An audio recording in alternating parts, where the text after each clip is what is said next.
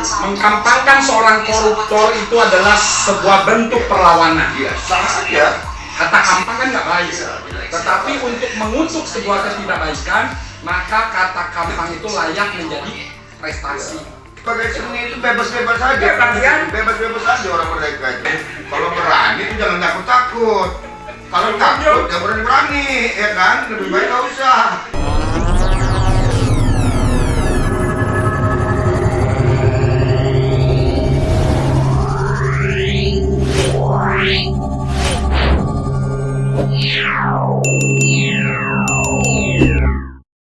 Media itu dia dibentuk atas dasar anak profesi, makanya dia perusahaan sekarang ini, benar nggak? Kan? Kalau mau bikin video ada perusahaannya dulu kan, PT ini, berarti anak profesi yang mereka punya hak jadi sebuah industri. Ya kan. Kalau kerennya mereka punya hak retensi kalau bahasa cocoknya. Benar nggak? Om lagi bikin konten puisi apa Om? Ya belum, baru berapa ya? Coba Om itu bikin dulu puisi. Seni-seni ini kan harus kita pertahankan, ya kan. Kita boleh mati, tapi kesenian itu kan nggak mati terus. Tapi literasi Om itu kan cocoknya kalau menurut saya literasi puisi-puisi yang kritis, yang memang gitu Om sebuah pengingat, sebuah kontrol sosial. Loh, harus kita bukan kontrol, kita angkat dari persoalan-persoalan sosial yang ada. Ya, benar. Gitu loh. Jadi kita idenya dari sana.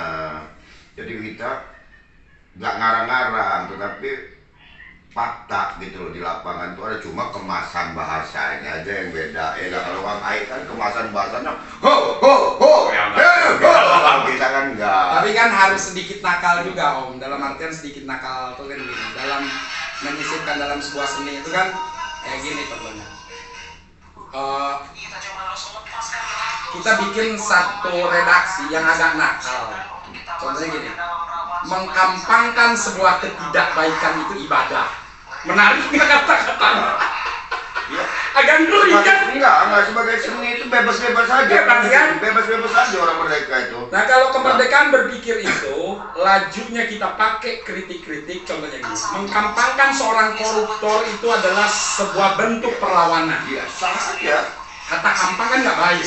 Tetapi untuk mengutuk sebuah ketidakbaikan, maka kata kampang itu layak menjadi prestasi. Ya. Cuma kan dalam diksi pemilihan kata-kata itu tadi kan, kita kan nggak bisa juga semau-mau juga. Bahasa ini kan akan diikutin orang. Iya. Gitu kan. Ketika sebuah karya seni itu menjadi edukasi, ya kan, itu kan kita menciptakan untuk pembaca segala macam itu yang ya kita tetap juga mempertahankan norma-norma juga. Iya. Jadi kalau ini kebetulan Kang Aing sebagai figur publik diikutin orang, gitu loh, diikutin orang nih kayak Kang Aing, bahasa Kang Aing, ya kan gampang-gampang tadi. Ini kan ada kita Bukan, kita ini mengkampanyekan sebuah perilaku yang tidak baik itu boleh nggak? boleh. Tapi itu di hati.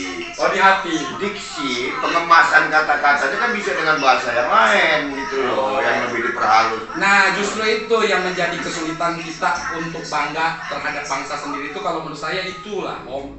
Contohnya gini, ketika kita kan punya bahasa yang kearifan lokal, gitu kan. Kenapa kita harus memaksakan berbahasa itu harus pakai kata pagina?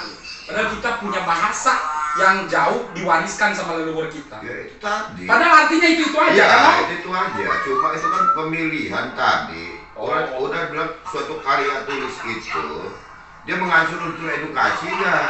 Mendidik nggak dia? Kalau nggak mendidik nih ya bebas-bebas aja. Ya kalau edukasinya supaya benci terhadap perilaku ketidakbaikan itu edukasi kan Om? Iya, tetapi pengajuantahannya kalau kita berkarya seni berarti kalau saya harus mengikuti pemikiran Om, berarti kemerdekaan berpikirnya dibatasi. Iya dong, kan ada etika. Ada etika, ya, bahasa itu kan segala macam itu kan. Karena kita ini kan nggak selalu, kalau kita mengedepankan ego kita terus dengan kemauan kita segala macam kan, jadi nilai edukasinya berkurang. Justru nanti karena segala macam ini kan untuk regenerasi juga dia. Seperti kita dulu waktu zaman kita kecil bahasa prokem dulu kan, good shooting segala. Coba Om berpuisi satu puisi yang memang agak nakal lah sedikit, jangan yang biasa-biasa, yang seolah yang biasa-biasa dalam artian yang kalau tentang keindahan alam banyak seorang puitis gitu kan, Ya. yang mereka menarasikan sebuah alam diungkapkan lewat teriakan, lewat kata-kata kan, yang memang menggema udah biasa. Ada lagi gitu kan puisi yang menyatakan sebuah perasaan terhadap lawan jenisnya kan gitu. Nah ini puisi yang memang Om dedikasikan untuk para aktivis contohnya gitu. Ya. Nah itu baru Om. Dan lihat aja di medsos saya itu kan nanti kan ada. Ada. Saya nanti akan buat sendiri lah. Artinya kita perhatikan sekarang ini, generasi sekarang ini dengan adanya perubahan yang sangat luar biasa itu tadi kan orang udah nggak bergeser juga. Yang tadinya kita dulu senang bersajak, berpuisi, sekarang itu udah berubah dengan adanya kemajuan pesat era digital ini kan. Jangan-jangan nanti orang bercocok tanam berkarya juga, cuma berkarya bercocok tanam juga di TikTok, di Facebook nanti. Akhirnya hilang generasi seniman-seniman tradisional kan. Jadi lompatan teknologi itu saat sekarang ini terlalu cepat. Perasaan kita baru kemarin sore kan masih zaman memindahkan data tuh pakai infrared kan. Kena sentuh geser sedikit nah ini. Mungkin Kang Ai pakai infrared, kita dulu pakai apa? Pakai TIP-X ya kan? Jangan pakai TIP-X kita kan dulu. Udah beres gitu loncat ke Bluetooth kan. Sekarang udah pakai aplikasi langsung ke kirim. Semua inilah yang perlu juga diwaspadain ke depannya. Tetapi gini Om, ini harus satu kritik juga terhadap, kebetulan kita di Lampung Selatan ya. Satu kritik juga terhadap pemerintah Kabupaten Lampung Selatan Om. Lampung Selatan tuh loh punya, kalau nggak salah, tapi saya pastikan bener lah, gitu kan. Punya perpustakaan digital. Saya cek hanya sekitar nggak nyampe 200 pembaca. Dan daya baca mereka, padahal perpustakaan itu memuat ribuan buku. Jadi orang baca buku itu nggak kayak zaman dulu Om, tinggal buka di HP. Tetapi kenapa perpustakaan digital di Lampung Selatan tidak, kita bilang aja, fungsinya tidak semaksimal apa yang diharapkan? Seharusnya kan teknologi itu jadi lompatan sebuah kemajuan, sebuah kemudahan, sebuah efisiensi kan. Ini nggak terjadi loh. Ya, jadi diingatkan, ini video kan Om ya. Diingatkan, Lampung Selatan itu punya perpustakaan digital yang mungkin nilai sosialisasi ke masyarakatnya kurang begitu menggelegar. Pada akhirnya kita cek di aplikasi itu 200 pembaca kurang. Jadi digitalisasi dunia pendidikan ini kita kurang mengikuti Permendikbud adalah peraturan menteri pendidikan. Artinya begini Kang Ai, dinas itu kan cuma leading sektornya aja. Yang berperan aktif itu harusnya sekolah-sekolah. Ya, sekolah-sekolah kepada siswanya. Itu loh. Ya kan kepada siswanya segala macam. Jadi sekolah ini begitu ini ada sebagai leading sektor dinas meluncurkan program perpustakaan digital, ini harus disambut. Terjadilah lintas sektoral antara dinas pendidikan dan kebudayaan dengan perpustakaan arsip, gitu loh. Jadi sehingga klop nih. Kalau masing-masing kan nggak bisa jalan tuh. Kalau masing-masing, jadi harus macam antar satker ini udah saling berkoordinasi ketika dia meluncurkan suatu program. Nah, satker mana nih yang berkaitan dengan itu? Sambut dong. Kalau bahasa politiknya kayak kemarin waktu zaman politik itu, bersatu kita hebat, bersama kita kuat, gitu ya. Ini mungkin kolektif kerjasamanya kurang terjadi ya.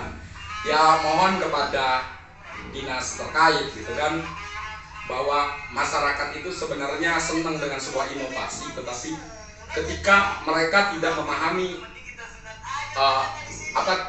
tidak sampai informasi itu kepada masyarakat, Dan ada juga daya gunanya kurang. Ada pergeseran juga. Sekarang ini kan di masyarakat nggak zaman kayak kita dulu. Gemar membaca segala macam, bacaan itu sebagai sumber informasi. Sekarang ini kan dengan mana daya minat baca terhadap masyarakat itu masih tinggi. Tetapi mereka ingin dimudahkan oleh teknologi, benar nggak Om? Nah, Kalau orang dulu nggak tahu HP, benar nggak? Ketika mereka dikasih, sekarang orang dikasih buku mau nggak? Kan nggak mau milih HP. Ya. Nah sekarang pemerintah Lampung Selatan ini sebenarnya sudah ada inovasi Om, yaitu dengan adanya perpustakaan digital. Saya ini begini Kang Ai ya, saya ini paham benar kalau masalah minat baca ya. Saya ini kan mantan media, Iya. ya kan, saya tahu benar Lampos. Saya dulu bagaimana, termasuk minat baca di Lampung Selatan ini jauh berkurang dari kabupaten lain. Misalnya Iya, berkurang. Bawang, ya kan, jadi masih jauh gitu loh masalah minat baca. Nah kesalahan siapa ini Om? Nah kita, ya Kesalahan kita apa pergeseran zaman atau apa namanya, sebuah kebijakannya yang memang belum tepat atau gimana Om? Nah banyak faktornya kalau itu, bisa juga faktor individunya memang malas untuk ngebaca gitu loh. Oh, yang Gitu loh. ada salah satu bagian itu faktor itu. Cobalah suatu daerah yang masyarakatnya minat bacanya tinggi, dia gak perkembangan daerah dia. Contoh ketika saya dulu masih bagi-bagi koran ya, jualan koran ya, di Tulang Bawang pada waktu itu, petani saja nih, petani yang istilahnya dia belum tentu penghasilannya itu ini, dia mau langganan koran tuh. Nanti dulu yang lain. Dia baca terus informasi itu, dia serap terus. Ini kebetulan saya dulu kan kepala biro langsung, pejabat aja jarang loh kadang-kadang mau baca koran. Oh iya. Ditaruh aja, digeletakin aja. Karena kesibukan. Karena kesibukan, tadi bawa pulang, entah minat baca kurang kan, gitu loh. Kalau minat baca masyarakat suatu tinggi, otomatis daerah itu orangnya pinter-pinter tuh, cerdas dia, gitu loh. Kalau minat baca kurang, ya enggak lah, ya timbul generasi nasi bungkus, dikasih sama Kang Bungkus, Kang Ai nasi bungkus, baru ikut sama Kang Ai makan nasi bungkus, sudah nggak baca dia. Jadi judul dialog season pertama ini tanpa tema ya. Jadi kita ngacak aja bagaimana kita ngobrol. Kebetulan ini dalam rangka tampilnya salah satu media yang mudah-mudahan menjadi pembeda gitu kan, namanya BLB News, berimbang, lugas dan berani gitu kan Om. Yang pertama dari tokoh senior kan Om. Ya berani Mudah-mudahan. karena berani itu begini loh, berani. Kalau berani itu jangan takut. Kalau takut ya berani, ya kan? Lebih baik nggak usah, gitu loh. Ucapkan selamat dulu Ya, lah. selamat buat BLB News.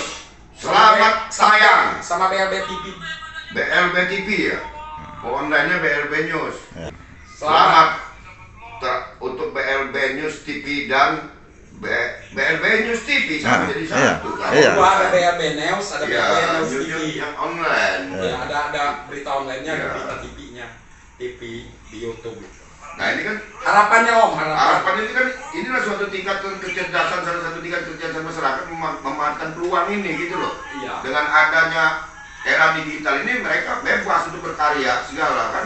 Iya. Ya nah, jadi semua orang itu potensi untuk jadi wartawan, potensi untuk fotografer, potensi untuk reporter. Ini dimanfaatkan gitu loh. Mumpung belum ada regulasi yang mengatur TV-TV itu tadi, seperti TV-TV kabel kan. Tinggal keuntungan peluang ini. Nah, bisa kan dimanfaatkan untuk meningkatkan Pesannya, Om. kesejahteraan. Pesannya. Pesannya ya itu tadi, kalau bikin berita ya gamblang berimbang, ya enggak, dengan aplikasinya. Kalau berani jangan takut-takut, kalau takut jangan berani-berani. Iya. Satu pesan kemudian dari tokoh aktivis di Kabupaten Lampung Selatan, alhamdulillah. Di sisi lain beliau ini udah kayak orang tua saya, guru saya. Mudah-mudahan sehat selalu. Wah, Amin. airnya nggak pernah nongol. Hah? Jadi sekali nongol ternyata ada media diliput ya Om. Nggak, khasanah nuansa baru gitu kan. Mudah-mudahan BLB News TV itu mampu hadir, memberikan manfaat untuk masyarakat. Walaupun yang penting bergeraknya itu dengan nilai-nilai kerakyatan, dimulai dari apa adanya. Media ini bukan mau cari-cari salah orang. Jangan sampai Benar. jadikan media ini untuk cari-cari kesalahan orang gitu loh. Kalau dicari-cari kesalahan orang, siapapun pasti salah. fenomena yang terjadi pasca reformasi 98 ya. Ya. Kenapa saya dulu agak mundur gitu ya, agak ngerem. Nah ini udah berubah fungsi lagi, bukan lagi masalah sarana informasi, tapi seolah-olah Kadang menjadi alat politik. selain alat politik, jadi jaksa, jadi polisi di situ media ini. Seolah-olah mereka penegak hukum, Iya. itu yang bahaya. Nah karena minat baca masyarakat kurang, ini juga akhir takut juga terjadi transaksi-transaksi yang nggak karuan itu gitu loh di bawah, itu harus dihindari. Kita sampaikan aja. Pada akhirnya malah menjadi persoalan hukum baru. Nah gitu loh, jadi Ya salah satu pesan juga kan. ya karena mungkin karena wartawannya kurang pelatihan, makanya saya sarankan BLB News ini kalau ada pelatihan baik digital segala macam apa, datang aja, ikutin, jangan nggak diikutin, gitu loh, jangan nggak diikutin, harus diikutin. Kalau masalah organisasi di belakang, saya ini dari zaman Orde Baru belum pernah saya satu lembar pun bikin kartu PWI, belum pernah saya bikin kartu PWI.